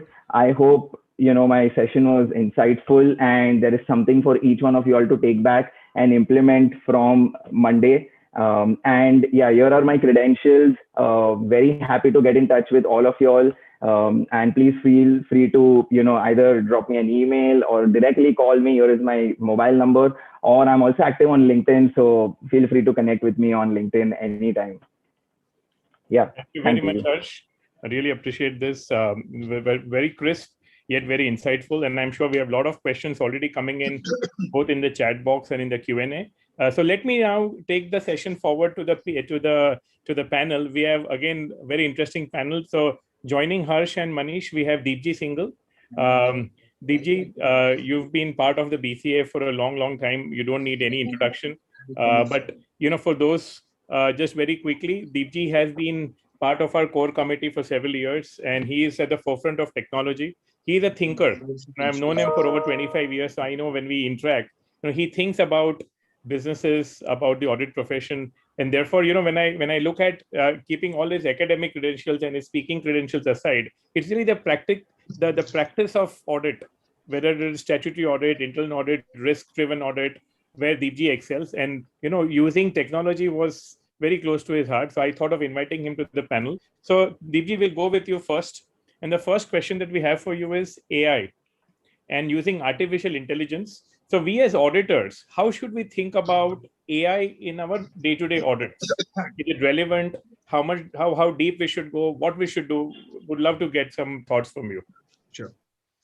Thank you very much for inviting me to the panel, first of all, Vaibhav, and thanks a lot to the president, the vice president Manish, and yourself especially for putting together this program, the technology committee, auditing and accounting committee. What people are talking a lot about AI nowadays, and everybody wants to get onto the AI bandwagon. So I'll step back a little, because let me say that billions of dollars are being spent in North America on development of solutions for accounting and auditing profession in AI specifically, in terms of analytics, AI, documentation, automated working papers, etc. So the whole range of solutions for the accounting and auditing profession. Now, when we talk about AI, the things are, first of all, will it impact us as auditors and accountants? Yes, in a big way. Will it impact us positively? Yes, because I am a firm believer that AI has a lot of things to offer for the accounting and auditing profession, and one has to embrace technology at every level to become better. So what AI will do in a nutshell is that it is going to change the way we do accounts and auditing. So it is going to upgrade all of us It is going to upgrade. The technology is going to help us do the routine stuff, the repetitive stuff automatically. It is going to analyze the financial statements. It is going to allow us to go through terabytes of data. It is going to allow us to go to humongous data, big data, identify areas where the auditors or accountants have to focus on. It is going to allow us to become more analytical. It is not going to replace the knowledge, judgment, or professional skepticism, as we talked about, of an auditor or an accountant. It is going to, in fact, enhance that. It is going to aid an auditor or an accountant basically to perform better. At the same time, since this is the opening talk you had about AI, what is going to happen? If you look to the future, what is going to happen if AI becomes more prevalent, which it is going to? The client data would directly talk to the accounting firm data. Tools would be in a position directly talk to the client data. So you could actually access the client data under the terms of the appointment, and there will be a number of questions which I find here and in any other forum where we talk about what is confidentiality and IT controls. All that is a given. I am saying all that is a given. You're going to take care of security protocols. You're going to take care of your terms of appointment. You're going to take care of all those other things which are there. But basically, the client data would directly talk to you. Could directly talk to the client data to analyze vast amount of data, analyze the financial statements, and come up with areas where the accountant or the auditor is going to focus on, which will be a real value add to the profession per se. But what will be the impact of all this? The impact of all that would be that maybe the junior accountants and auditors would have to scale up. They will not find a place in the given things, in the scheme of things. So basically, you would require senior auditors. What else would happen? The accounting and auditing firms would be jostling for scarce skilled auditors. Because when you go out to SME firms today, what do you find? You find that they are jostling. Even if it's a mid-sized firm, there is a partner who takes care of technology. So there's he or she has the domain expertise as well as technology, spearheads the technology initiative in the firm. So basically, more and more you will have people who drive technology in the firm. More and more there will be adoption of technology by SME sector and by the mid-sized firms, and there will be scarcity of such people because you will be jostling with the IT companies to get resources who can actually write algorithms for you or drive technology initiatives for the firm per se. So I think I see that happening, and AI is a given. I would say that because what can deliver to a CA firm, a SME firm, or a mid-sized firm, or a large firm very easily, a person will be adopting that in any given environment, in any situation. No, thanks, Deepjee. I just expanded on your question also to take 2-3 other aspects of the whole thing, because that's what people have been talking. When we talk in discussion groups, a lot of these questions come up. So with that, that's very useful and insightful, Deepjee. But look at a SME firm. I'm going to ask you one more question, then I'll move on to Manish and Harsh for a couple of more. But look at an SME firm. How should they think of adapting to technology? What are the next steps? If you can break it simplistically down, I'm a proprietor, I'm a 2-partner firm, 3-partner firm, I have limited budgets. How should we think about really executing everything we have discussed so far? Maybe some brass tack steps. Sure. That will be very helpful, Deepjee, to everybody who's attending today. I think there are 2 things for a SME. I would then go to the challenges for the SME.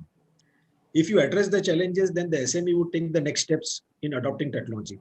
The 2 major challenges which I find whenever I talk to SME or whenever I talk to a sole proprietorship firm or maybe a 3-partner firm or a 2-partner firm, and with 10 staff or a staff of 20 people, what do they find 2 most important things for them? One is training, because you have to train people on technology, and the trained resources may leave and go away. So it's a continuous process. So there's an investment on training.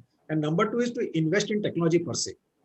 First is the ability to invest, because whether clients pay for it or not, whether you have the clients who will pay when you are initially investing in technology, though the price, if you look at the technology tools today, whatever the price the tools are available today in terms of analytics or working papers or confirmation.com or whatever it is, 15 years back, when you look at the price was the same.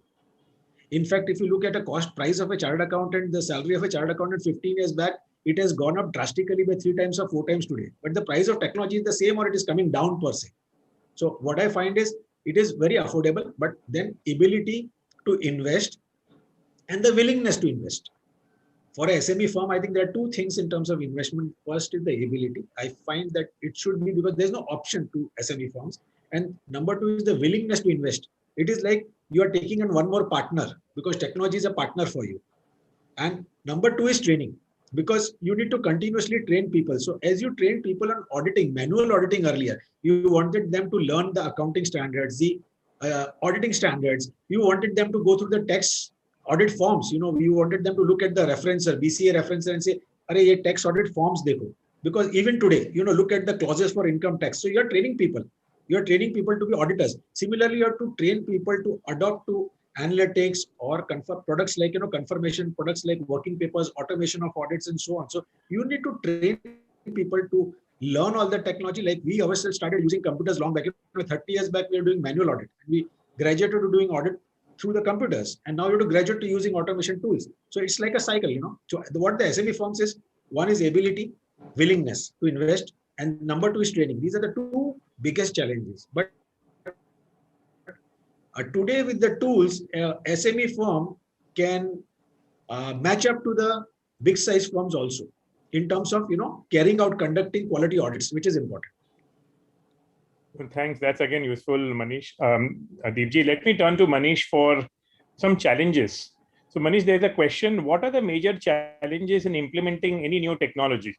Whether it's technology initiatives in the firm, whether it's technology in the audit process, but what are the challenges that you think will come, and therefore how should one address those challenges from your experience?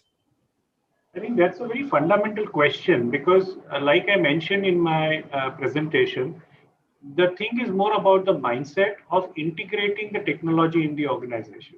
And Deepjee touched upon two key issues on that. One is about the training, and the second is about positioning of technology in the firm, how exactly we view it. Now, when we talk about an SME segment, and I would want to just talk about the SME segment more, primarily it's a question that we are at a stage of either launching ourselves to becoming bigger, or we are at a stage of being mature SME firm. So it depends on where we stand at this point of time that this call needs to be taken. Are we going to remain an SME is a question. Do we want to remain an SME is a question. So I think the challenge of technology in audits or technology in the firm is a very strategic question on where we are today and where would we want to be at this point of time. The second element is about the client base that we have and how exactly we can fulfill the expectation of the client base, at the same time fulfill the expectation of the assurance function so far as a professional is concerned. Now, when it comes to an SME, I think there was one other question that I was observing, is that the time that it takes to update all these documents. So the concern was that as an SME, I may not have the bandwidth to update such a vast sort of a document. Now, the question is not about the vastness of the documentation. The question primarily is about capturing the work done. Now, it's not that we do not capture the work done. We capture it differently. So it's more a question about structuring the way that we are capturing. It is not that we have to capture it and be a copybook sort of a document on. Whatever we are capturing should fulfill our ability to demonstrate the compliance to a professionally completed job. Now, to that extent, we have to decide on the level of documentation that we want to do. There is this comprehensive structure which we have. Now, within this comprehensive structure, we could be applying our judgment in terms of documenting the key elements. The tool essentially helps us to fulfill the challenge of time because we are automating a lot of routine matters. Now, when those routine matters get automated, we get the benefit of time to focus on the real critical ones where we can apply our judgment and professional skepticism too. So it is this balance that is there. So when we look at an SME, I think the challenges are primarily in terms of a strategic intent and thought to technology. It's about how exactly we organize ourselves to integrate technology into our practice so that it becomes a strategic driver to growth as well as compliance and meet the regulatory requirements, given that we might have resources who may not be adequately trained, given that we may be short of time to do a comprehensive documentation. But the tool provides us with the ability to balance all of these challenges and yet come out better than what we are. Sure. No, thank you, Manish.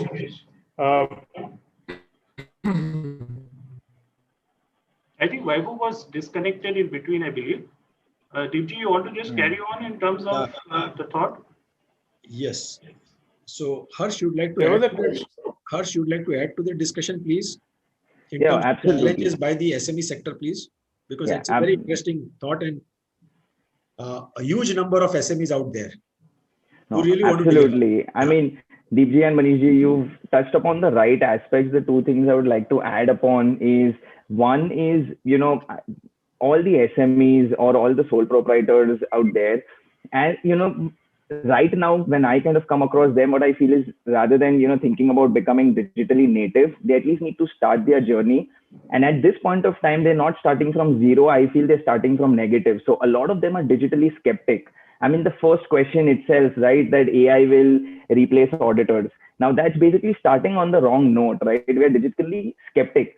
What I would suggest is each one of us to become digitally open first and then become digitally aware. Now, these are the two baby steps that we can take in order to, have a journey towards, becoming digitally native. And the second piece that, Deepjee, that you mentioned was on the training as, etc. And I personally feel, and, I'm very optimistic in the next decade for India is if we embrace all these technologies, certainly sitting out of India, we can have an Infosys in the audit industry for the world.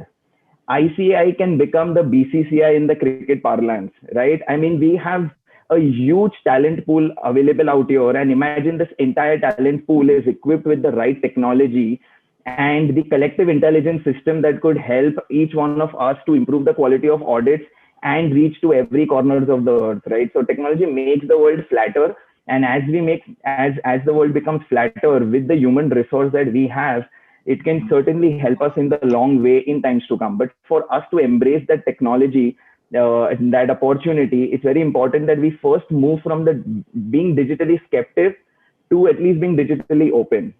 And the second thing, I would like to say, and I kind of keep quoting this. So there's this old Chinese saying, that when the winds of change are blowing, we have two options in front of us. Either build a wall or else build a windmill and then, try to create opportunity out of it. So it is purely on us, how we look at the future and what we really want to do. And to your point, Deepjee, each and every SME firm and, can really, by embracing technology, can deliver the same audit quality or same quality of results of a mid-sized firm or a large firm who has, all the bandwidth behind them to have a research team, to have a technology team, day and night. I mean, billions of dollars being poured in, etc. So look at technology as a friend rather than as an enemy. And one thing that, also I kind of tell everyone is if we reverse 20 years back, okay, when Tally and SAP and everything came in, did the accountants get replaced? I don't think so. The role of an accountant or the finance department just became all the more very important. I mean, we were closing books of accounts once in a year after the end of the year. So the promoter really was not even bothered, what the accountant is doing, etc. It was just a year-end formality exercise that was being carried out. And now with, all the tools that are available at our disposal on the accounting side, it helps you see your company's result at your fingertips. I mean, now why are MIS carried out on a weekly or on a daily basis than once in a year? And see the power that's given, I mean, the data in the hands to the finance team and how it's helped, CFO as a role, how it's emerged. And that's emerged because of technology in place. Without, an SAP or any other accounting packages, I don't think CFO as a role would be as relevant or as important that it is today. So technology will really equip you and make your presence more important. And we will start, so audits which have become commodities in the last 2 decades will start becoming an advisory and will be looked upon by the promoters and the board of directors, etc. I think that is very nice, Harsh, because very nicely put, because that's the thought that Manish and I also have. Because just to reinforce what Harsh has rightly said, we have seen in the last 10 years, 15 years, we have seen across the country SMEs and mid-sized firms convert themselves into accounting centers or auditing centers for North America. So, Right. already data is flowing in from QuickBooks or, SAP or from other data is flowing in from North America, which is churned around. MI has done analytics done over it, or US GAAP templates filled out in working papers, or IFRS templates filled out and shipped out across to the world again. So Right. that is already happening in a large way across the country. Not only in the external audit sector, in the internal audit also sector, you will find a lot of professionals who are delivering internal audit for across the world. So I think this change has already started happening in a major way across the country. And as Harsh rightly put in, it will become a major, because we are under ICAI, we are a large number of professionals. So if we just upgrade ourselves, so we can have we have few windmills today, as Harsh said, Right. as the wind starts blowing to generate electricity, but we can have a number of windmills across the country. So I think that's a very good thought and in the right direction. Manish, you would like to add to that? I think that's a valid point. The whole idea, like I say, is the centricity of the client and the centricity of the need to ensure professionalism in terms of the delivery. So I think we need to look at all of these elements from that central point and not make technology as the core of the discussion. I think it's an enabler, and we should let it remain an enabler. Yes, we should talk about it. Yes, like you mentioned, the windmills need to come in, but it's a question about riding that journey and being proactive in that part. And I think it's in that segment that the SME professionals need to start looking at technology. There can be prohibitiveness in terms of cost because of various realities that a firm may have. So it's more a question about deciding on how exactly you want to leverage that investment. I think generally we are so focused on the number that we miss out on the ability to leverage in terms of growth. I think it's in that particular realm that we would need to look at this particular investment in technology today and integrate into the working methodology. I think that's most important. Uh, Right. uh, So, And Deepjee, if you Vaibhav, allow me to just add one point. Please, Harsh. Yeah. Yeah, just one point. So, there's this one example that I would like to give. And I was in Bangalore, and there was this one small sole proprietor firm, I mean, a mid-sized firm that I was interacting with. And what I really found insightful about them is this partner in his conference room on the whiteboard had actually mapped out all the audit procedures, and he had actually mapped out which technology can help him automate or improvise those audit procedures. Now, it was a small firm, and he was cognizant about the fact that his budgets, etc., are not as sizable as other firms. But what he had done was, as he had mapped out and he had met everyone, and that's how we got in touch. And he had also mapped out the cost for all the different technologies that would go in. And he was aware that, okay, this is the overall, budget that I as a firm need to have. And what he beautifully did was that he started prioritizing. And, he started prioritizing in two aspects. One was the importance of that audit procedure or, bandwidth of his team. And second was on the cost. And then year one, he actually, started implementing a few technologies which helped, at least he could accommodate within his audit budget, technology budget. And over 3 years, I've been in touch with him for 3 years now. And right now, he was just the last time when I met him, and because of COVID as well, he was able to almost implement a lot of these tools. And it just started 3 years back as a journey where he mapped out, he at least find out what tools are available, what's the cost for these tools, what's the overall budget, and then possibly he started looking into his P&L, that where is it that I can cut and where is it I can reallocate those resources from unproductive expenses to possibly technology, etc. So that's very important for all the SMEs. Just as a starting exercise is at least, map out all your audit procedures. I mean, Manish ji kind of brought in a lot from the caseware side. I brought in from the confirmation side. So just map out all the audit procedures, interact with all the technology service providers out there, see the cost, and then start, allocating your resources. So at least start your journey rather than being 5 steps away. I agree. Vaibhav, I can see that you're back on board, but just one thought before you take over again.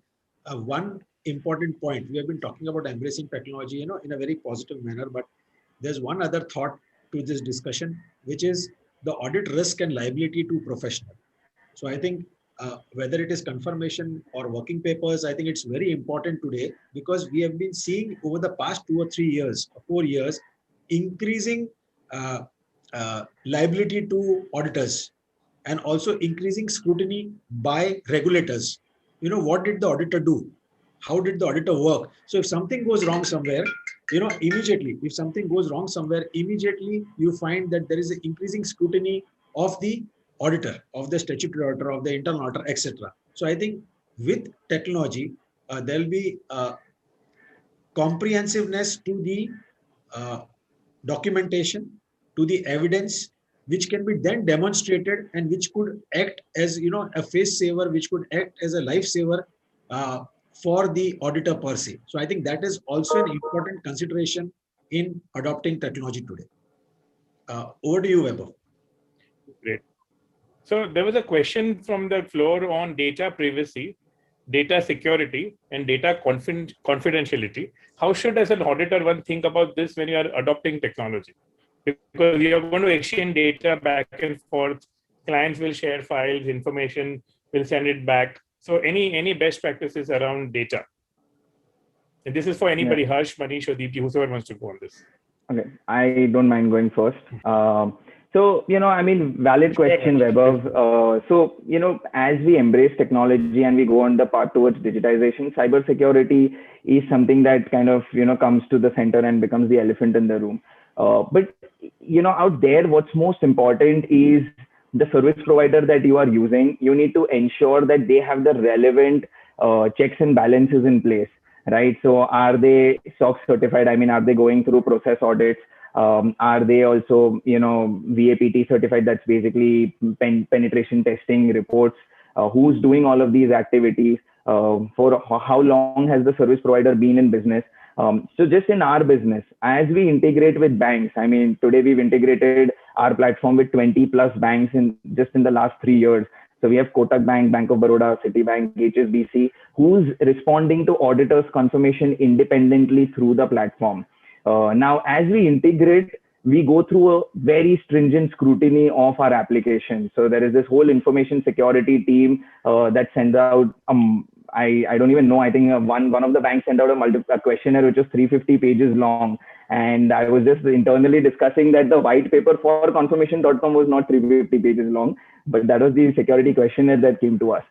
So, just look at the service provider and the emphasis that they are placing on, security of the technology, because very well put out that, the client's data is going to be exchanged through the platform.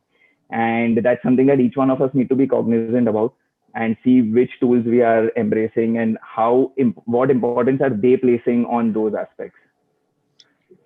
Yeah, just to add to what Harsh was mentioning, see, essentially any solution which is there on the cloud today, one of the good practices or a necessary practice is to have a SOC 2 report.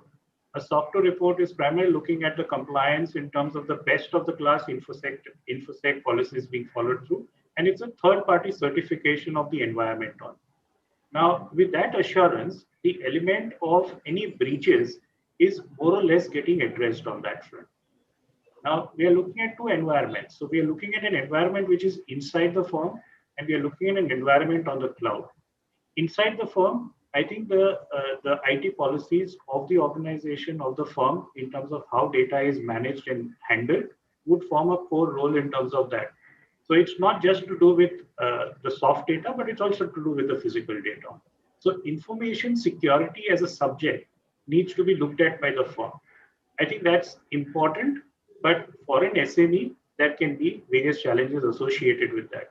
But when they are on the cloud and there is exchange happening on the cloud, the SOC 2 report and the various other practices of the service providers are adequate assurance on certain best of class security practices being followed through, so that any person who is interacting with the cloud environment would be assured on that front. Oh, great. Thanks, Manish, and thanks, Harsh. There was a question on repositories. Is there any specific tool for data repository, knowledge management, anything that you've come across that you would want to share? I think from a repository point of view, if one is to just look at the Microsoft offering of a SharePoint, that itself works as a repository, as a file server, and so on and so forth for exchange amongst the team members, right? Now, if we want to have it structured and we want to make that extra effort in structuring that repository, we can use that. We can use that environment and do it, and we would have it on our file servers and so on and so forth, or on a Microsoft 365 cloud server, an Azure server, and so on.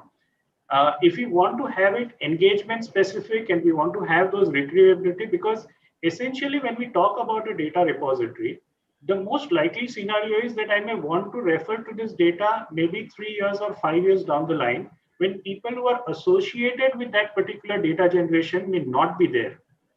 And it's in that context that it is necessary for it to be in a particular form which can easily be referenced and related to. So I think it's in that realm that one would need to look at the data repository. When we talked about the working paper solution, it basically provides a structured professional approach to work done, and data repository is essentially one of the elements that gets achieved out of that process on.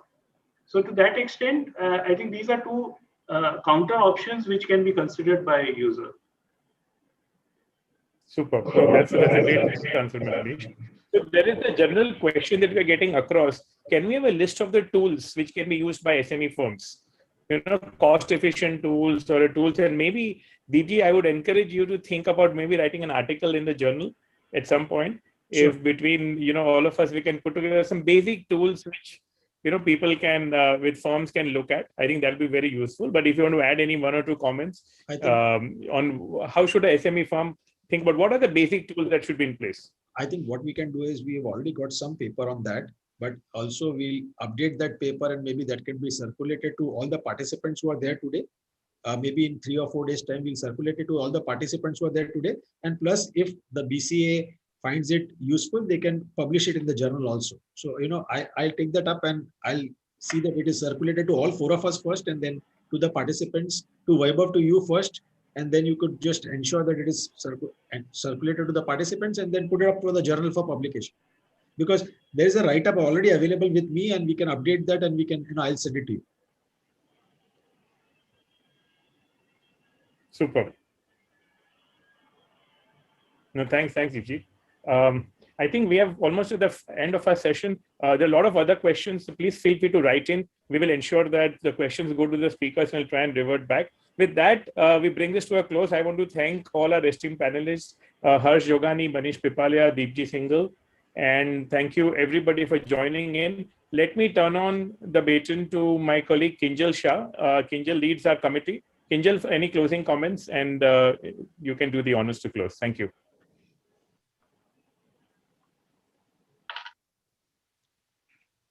It was indeed a pleasure to have you all here on this Saturday morning discussing technology. And since we all come from the accounting field, I would say that this was a technocant conference discussing ideas on a brainstorming session on how technology could be embraced by CA firms. And I think what was the key takeaway of this this session was the focus was on the small and medium-sized firm, because those are the CA firms which need a lot of hand-holding. And internally also at BCS, we have been constantly brainstorming on how do we provide this platform of BCS for small and medium firms. And that also matches with the vision and the dream of our Prime Minister, who wants the top 8, out of the top 8 CA firms world over, the 4 should at least belong to India. And I'm sure, India has the most or the highest level of talent pool in the profession of accountancy, and being the second largest body, the ICI being the second largest body world over of the chartered accountants. Uh, and with the embracing of technology, the chartered accountants can create wonders at the global level. Uh, I mean, it was very wonderful to have you all and share your ideas, especially on the role of the technology. And it was also interesting to learn and understand from you all on what are the kind of various technology tools which are available uh, at, which are available currently in the market for the chartered accountant firms. Uh, it also throws up an important point that while there are CA firms who think over whether we should be embarrassing technology or not and what is the cost involved. I think there is no option which has been left out. You don't have ifs and buts in adopting to technology. Those who would not be adopting to technology may not exist in the near future. That is what we can anticipate. But what was very relevant few years ago was the cost that was involved with technology has come down substantially, and especially because of the OPEX models that are available in the market, you can gradually increase what you need to do. I mean, compared to having your own servers or technology, the hardware cost, the software cost.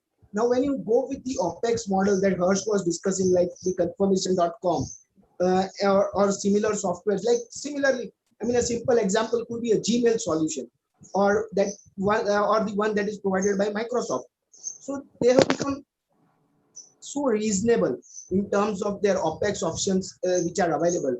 So it has become more easier for the CA firm now to adopt technology. Also, another opportunity that comes forward with the use of technologies that you are now able to compete with the large firms, and not only the large firms, but with the use of technology, the CA firms would also be able to compete on a global level once they meet the scale and the standards of quality that are required, and that can only be done with the technology. So that was also well covered during this discussion. Uh, Manishi and Deepjee shared their personal experience. I mean, they were the early movers on how the CA firms should adopt to non-traditional practice areas. And I have been witness to that. And I have heard them many times, their ideas, which are really amazing on how they converted their firm with their vision into more of a a non-traditional practicing firm, including the consultancy, which is the biggest opportunity. Uh, Harsh, I was given your brief by Vaibhav. I'm really amazed at the entrepreneurship journey that you have started upon and how well you have progressed in this field of entrepreneurship. And I'm sure that your journey would encourage a lot of chartered accountants not only to look for non-traditional areas of practice using technology, but also look upon entrepreneurship as one of the options which is available to chartered accountants. The only thing is we need people like you to be coming and addressing the people at BCS more often, not only on the technology, but also on the entrepreneurship.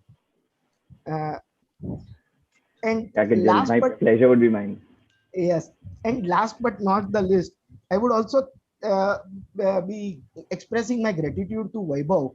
He has put a lot of efforts to structure this entire program. Uh, Painstakingly, he has been dedicatedly working on this program since almost 1 month. He connected with all of you. He structured and designed the programs, took input from you, had regular conversation, and designed an excellent program. And not only that, he also had an engaging discussion today while being an anchor. So I express my gratitude to all of you, the panelists, the anchors, and the speakers, Harsh, Manishji, Deepji, and Vaibhav. And uh, I am really thankful and look forward to have you all in future again at BCS on this program. I'm also thankful to our president of BCS to be present right throughout this program. And I express my gratitude to Mr. Suhas Paranjpe for being present during the program and giving his welcome speech to the members. I, on behalf of Bombay Chartered Accountant Society, propose a well-deserved vote of thanks to all the speakers and panelists. And it was really encouraging to have participation of more than 250 participants on this Saturday morning. And they also deserve a big thanks for sparing their valuable time. I hope we have been able to do justice to this program, and we would also be engaging with all the speakers and panelists even on the future programs. And once again, thank you for agreeing to share your knowledge, which you have also agreed to share it through BCS Journal, which reaches out to almost 10,000 plus members through Bombay Chartered Accountant Journal, which is one of the most prestigious accounting journal in India. So once again, thank you to Manish ji, Deepjee, Harsh, and Vaibhav for gracing this occasion. Thank you. Kinjal, can I just have 30 Yes, seconds yes, last? yes, Suhas, please. When we are talking about a technology, it was a very well covered, brief, and to the point program on an important practice area. But just look at, we have because technology has a large role in internal audit. All of you will definitely be aware and agree with me.